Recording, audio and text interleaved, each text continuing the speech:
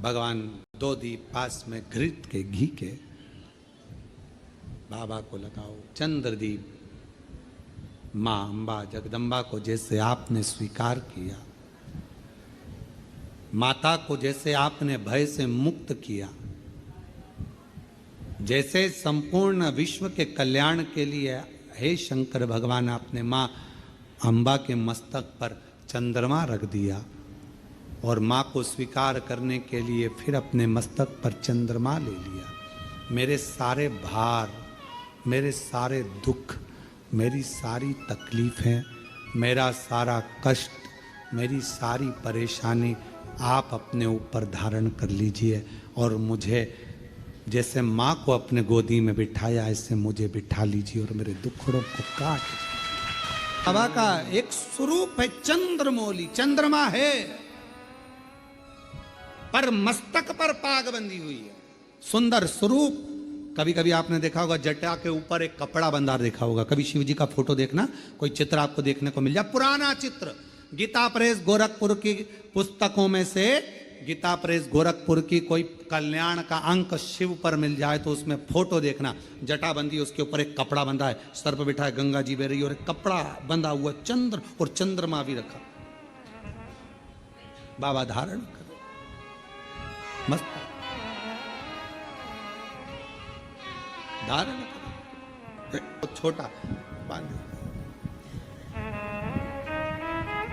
और पूरा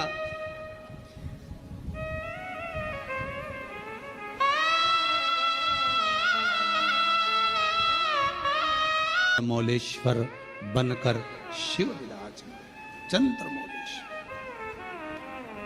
और बाबा चंद्रमौलेश्वर बने, चंद्रशेखर बने, भगवान शिव चंद्रमा को अपने मस्त। हे बाबा आपने जैसे मां का स्वरूप धारण किया,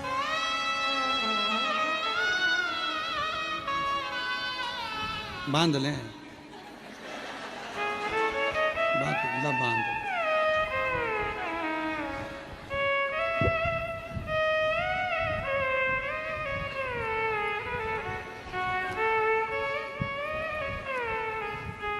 और माँ जगत जननी जगदम्बा अम्बा चंद्र घंटा बनकर विराज, चंद्र दोनों का स्वरूप है, दोनों का स्वरूप। शिव कथा करे, भगवान शंकर का चरित्र करे, शिव महापुराण की कथा करे। जब बहुत विषम परिस्थिति हो, बहुत टेंशन हो, बहुत ज़्यादा विघ्न पड़ा हुआ हो और कोई कार्य ना हो रहा हो, तब दो दीप घृत के शिव मंदिर में बाबा से कहकर, बाबा मेरे सारे दुख, सारी तकलीफ, सारे कष्ट, सारा बीमारी, सारी परेशानियां जैसे आपने चंद्रमा को धारण किया ऐसे आप इन सब को ले लीजिए। और बाबा जैसे आपने माँ जगतजननी जगदम्बा अम्बा को अपनी गोदी में लिया, मुझे भी ले लीजिए। दीप चंद्रमौलेश्वर महादेव और चंद्र घंटा दो के नाम से, दोनों। जब हम बाबा देव अधिदेव महादेव से अपने मन का भाव कहते हैं तो बाबा उसको स्वीकार करता, शिव जी से स्वीकार कर, शंकर भगवान स्वीकार करेंगे। महाराज शिव महापुराण की कथा कर रही है कि उसको पहचानो। लोग कहे मेरा काल अधिपति, मेरा महाकाल राजा, मेरा शिव स्वर्ग है, शिव ही मोक्ष है,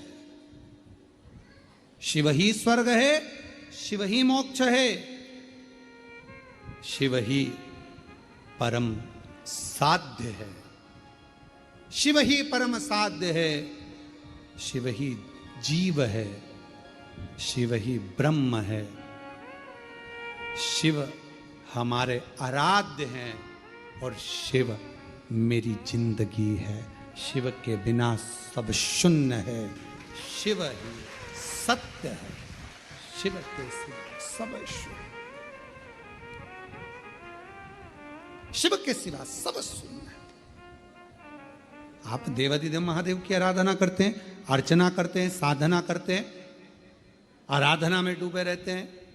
एक पत्र में एक बहन ने लिखा, अपने मन का भाव व्यक्त कर, जब कोई दवाई, कोई औषधि, कोई गोली शरीर को नहीं लगती है, तब कुंदकेश्वर महादेव का नाम लेकर उसको खाना चाहिए। डॉक्टर को दिखाओ, डॉक्टर का इलाज करवाना जरूरी है, डॉक्टर का इलाज करवाते रहो, दवाइयाँ लेते रहो, खाते रहो, पर उसके साथ में अगर दवाई काम नहीं कर रही है तो भगवान शंकर का, कुंदकेश्वर महादेव का नाम हमें बल प्रदान करता है, एनर्जी देता है,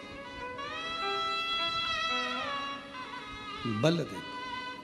शिव कथा करें, भगवान शंकर का संवाद करें। शिव महापुराण का चरित्र वर्णन करता है। भगवान शिव का पवित्र चरित्र कह रहा है कि जीवन में अगर कोई दुख एकदम सामने आकर खड़ा हो जाता है तो कुंदकेश्वर महादेव का नाम उस दुख को समाप्त करता है, उस तकलीफ को समाप्त करता है। कौन से महादेव? कुंदकेश्वर। ये सुख प्रदान करता है, आनंद देता है। आगे वर्णन आया, तारकासुर के 3 पुत्र हैं, तारकाक्ष, विदुम्माली, कमलाक्ष के। और इन तीनों ने जो उपद्रव मचाया था ब्रह्मा जी से वर प्राप्त करने के बाद, तब भगवान शंकर स्वयं पशुओं के पति बनकर, देवताओं को पशु बनाकर, भगवान ने तीनों को एकत्रित कर कर अपने त्रिशूल से उन तीनों का वध किया। उस समय पर भगवान देवाधिदेव महादेव का नाम पशुपति नाथ हो गया। भगवान शंकर का नाम पशुपति नाथ। फिर निवेदन करें, एक पाशुपत्य अस्त्र है, एक पाशुपत्य योग है और एक पाशुपत्य व्रत है। इस कलिकाल में, संसार सागर में आप और हम पाशुपत्य अस्त्र को प्राप्त नहीं कर सकते, क्योंकि हमारी और आपकी इतनी तप साधना नहीं है। आपकी और हमारी इतनी तप साधना नहीं है कि हम पाशुपत्य अस्त्र को प्राप्त कर लें। आप और हम पाशुपत्य योग को भी धारण नहीं कर सकते जो भगवान कृष्ण ने किया है, पर पाशुपत्य व्रत हम धारण कर सकते। 6 दिए मंदिर में ले जाकर प्रसाद के 3 हिस्से कर कर, मंदिर में 2 हिस्से रखकर, 6 दिए पृथ्वी पर रखकर 5 दिए प्रज्वलित कर कर, 1 दिया वापिस थाली में, प्रसाद का 1 हिस्सा वापिस थाली में लेकर, जो सुबह थाली लेकर जाते हैं पूजन की, वही शाम को थाली लेकर जाना है। 6ठा नंबर का दिया घर के दरवाजे पर सीधे हाथ की ओर अंदर प्रवेश करते समय लगाना। प्रसाद जो लेकर आए हो वो प्रसाद को भोजन करने से पहले खाना है। बाबा को 5 व्रत एक ही मंदिर में पूर्ण करना है, 5 सोमवार नहीं पढ़ना। सारी सोशल मीडिया पर आश्रम द्वारा कथा में जो वर्णन किया गया है पशुपति व्रत का, वो पशुपति व्रत वर्णन किया गया है। उस व्रत को उस विधान से करो, उस अनुसार करो और दिल से श्रवण करो। आगे वर्णन आया, तुमरुका जी को चंचुला देवी जो कथा श्रवण कर रही हैं बिंदु के मोक्ष हेतु, बाबा प्रथम सोमनाथ जी का वर्णन 12 ज्योतिर्लिंग में करते हैं। काया के रोग से चंद्र को मुक्त करते हैं। फिर वर्णन आता है, श्री शैलम पर जाकर मेरे बाबा माँ जगत जननी कार्तिकेय बाबा को मनाती हैं और बाबा मल्लिकार्जुन के रूप में विराजमान होते हैं। दूषण नाम के राक्षस का संहार कर कर बाबा महाकाल के रूप में विराजमान होते हैं। विंध्य पर्वत के तप करने पर बाबा ओम के नाद के रूप में ओमकारेश्वर रूप में विराजमान होते हैं। अगला वर्णन आता है, नर नारायण के तप बल पर बाबा केदारेश्वर बन जाते हैं। कुंभकर्ण के बेटे भीम का संहार कर कर बाबा भीमाशंकर बन जाते हैं और मनु शत्रुपा के तप करने पर बाबा विश्वनाथ बनकर विराजमान हो जाते हैं। आगे वर्णन आया, गौतम बाबा पर गौ हत्या का दोष लगा, उस दोष से मुक्त करे तो बाबा ब्रह्मा विष्णु महेश लिंग रूप में पूजाते हैं और त्र्यंबक के रूप में विराजमान हो जाते हैं। रावण के लिए बाबा वैद्यनाथ बन जाते हैं। दारुक नाम के राक्षस का संहार करने के लिए बाबा नागेश्वर बन जाते हैं। राम जी शिव जी के पार्थिव लिंग का पूजन कर उसको स्थापित कर देते हैं तो रामेश्वर बन जाते हैं। रामेश्वर, कितने ज्योतिर्लिंग हैं जो पार्थिव पूजन से निर्मित हुए। जैसे कृष्णेश्वरनाथ, गोष्मा ने पार्थिव लिंग का पूजन करा था और पार्थिव लिंग से ही भगवान शिव प्रकट हुए। पार्थिव लिंग से। रामेश्वरनाथ, भगवान ने पार्थिव पूजन करा था, पार्थिव से पूजन से प्रकट हो गए। कितने देव, 12 ज्योतिर्लिंग में भीमाशंकर, कृष्णेश्वर, वैद्यनाथ आदि आदि जितने ज्योतिर्लिंगों का हम वर्णन करते हैं, कई ज्योतिर्लिंग पार्थिव की पूजन से प्रकट हुए। पार्थिव पूजन। आगे वर्णन आया, राम जी ने रामेश्वर धाम की स्थापना करी। फिर वर्णन है कृष्णेश्वर का, गोष्मा के बेटे को भगवान जीवित कर देते हैं, जो बेटा 1 हफ्ते पहले मर चुका था, प्राण छूट चुका था।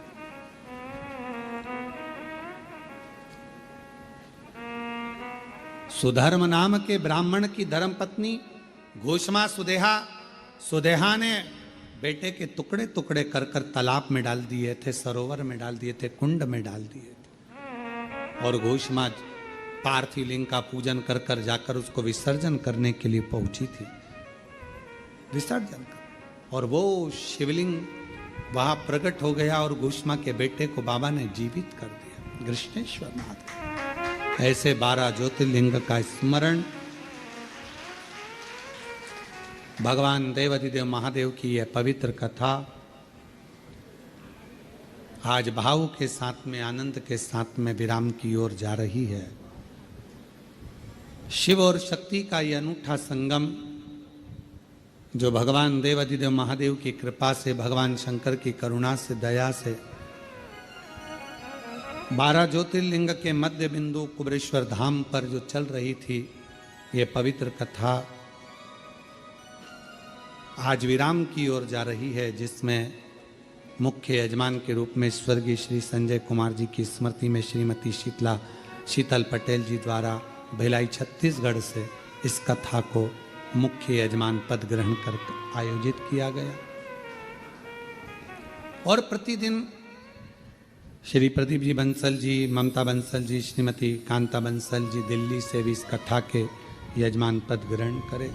ऐसे ही प्रतिदिन 1 दिवसीय, 2 दिवसीय यजमान पद कई ऑनलाइन ग्रहण करे, कोई यहाँ पर आकर बैठे। बाबा देवाधिदेव महादेव से यही प्रार्थना करते हैं, हे मेरे कुबेर भंडारी, जो जिस कामना से इस पवित्र कथा को श्रवण करा है, यजमान पद ग्रहण करा है, उसकी मनोकामना पूर्ण करना बाबा, उस पे सदा अपना आशीर्वाद बना कर रखना और कृपा करते रहना। बाबा ऐसी दया करे, आप भी इस पवित्र कथा के आनंद में पधार कर मेरा कुबेर भंडारी इतना वैभव दे आपको, जो हिमालय राज की नगरी में खबर हो गई कि बारात आ गई। भगवान ब्रह्मा जी से कहा गया, भगवान विष्णु ने, कि इन सब रिश्तेदारों से कह दो कि दूल्हा मत देखना, बस मना कर दो कि दूल्हा मत देखना। खबर करे, देवता निकलते सी ब्रह्मा जी ने हाथ हिलाकर कहा कि अंदर जाओ, अंदर जाओ, अंदर जाओ। सारों ने खबर कर दी कि बहुत सुंदर बारात है, ये समझे बाहर आओ। अब वो करे थे अंदर जाओ, तो और बाहर आ गए। और जो निकले भगवान, सारे जितने बैठे हुए थे छज्जों में ऊपर नीचे, सब लुढ़क लुढ़क कर चक्कर खाए नीचे गिरे। सारे नगर में खबर हो गई, बारात का दूल्हा मत देखना। हिमालय राज की नगरी में बारात पहुंची, हिमालय राज के दरवाजे पर बारात पहुंची और सूचना मिली मैनावती को कि दूल्हा आ गया है।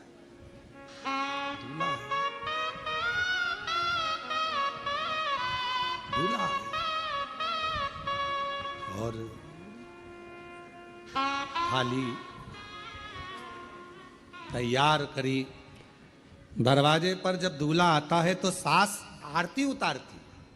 दरवाजे पर जैसे ही पहुंची मैनावती, जो शंकर भगवान का स्वरूप देखा तो चक्कर खाकर मैनावती के हाथ की थाली नीचे गिर गई।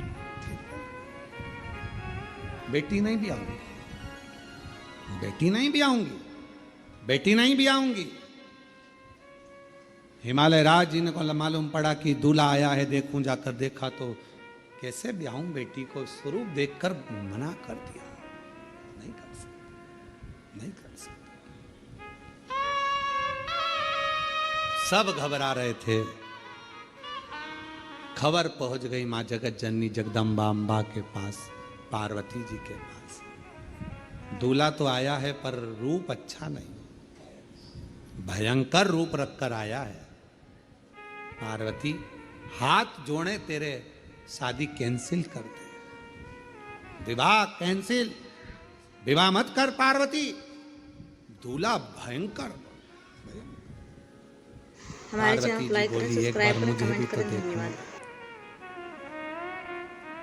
जो मेरी मैया सिर पर पल्लू डालकर, नैनों में सुरमा लगाकर, हाथ में चुड़ला, पांव पैजनिया, कमर कर धनिया, सिर में गजरा, माथे पर बेंदा, मस्तक पर बिंदी, नाक में नथनी, होठों पे लाली, कानों में बुंदा, गले में हरवा। और मेरी मां पहुंच गई दरवाजे पर, द्वार पर। शंकर भगवान को देखा, मुस्कुराए, प्रसन्न। कुछ नहीं देखा पार्वती जी ने, कुछ भी नहीं। केवल एक ही चीज देखी, शिव जी का ऊपर राख कितनी ये नहीं, शंकर जी के तन पर कितने सांप बिच्छू ये नहीं। पार्वती जी ने केवल एक ही चीज देखी कि उनके मस्तक पर चंद्रमा है। मस्तक पर चंद्रमा। मस्तक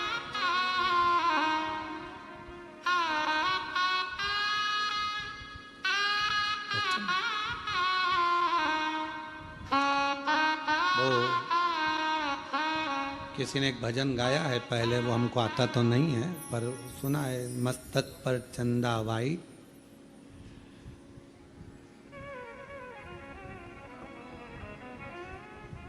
आसमान मून लाइट, और मेरे भोले बाबा ब्रिलियंट हैं। ऐसा कुछ भजन उन्होंने गाया है, स्मरण किसी ने गाया ये भजन, बड़ा सुंदर गाया। पार्वती मैया ने देखा, कुछ नहीं देखा मेरी जगत जननी मैया ने, केवल चंद्रमा देखा, केवल चंद्रमा, केवल चंद्रमा।